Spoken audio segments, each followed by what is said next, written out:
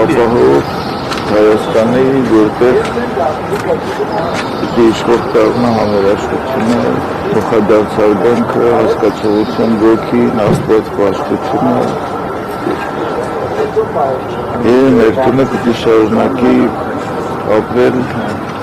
խաղաղության մեջ, մարդասիրության մեջ, Աստվածքնդրության մեջ։ Դա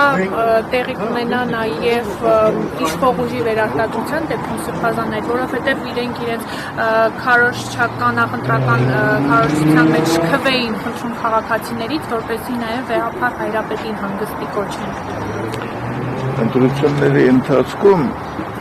սովորաբար մարդիկ կենտրոնանում են ընտրական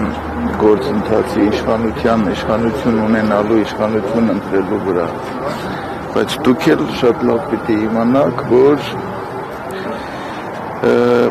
մեզ համար, մեր վաղվա օրվա համար, ապագայի համար շատ կարևոր է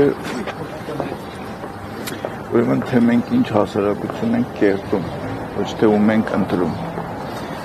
Այսինքն ընտրություններից առաջ եւ ընտրություններից հետո մեզ համար սկզբունքային, առանցքային հարց է, թե մենք ինչ հասարակություն ունենք։ Եթե հասարակության մեջ գերիշխեց փոխադարձ հասկացողության ոգին, ուրեմն մենք ամենալավ ընտրությունն ենք կատարել։ Եթե Աստված մի արասցե մենք չունեցանք փոխադարձ հասկացողություն, համերաշխություն, հարգանք, սրբությունների, նվիրական սրբությունների նկատմամբ մենք ինչ ընտրություն էլ կատարենք, մեր ընտրությունը թերի է ու պակասավոր։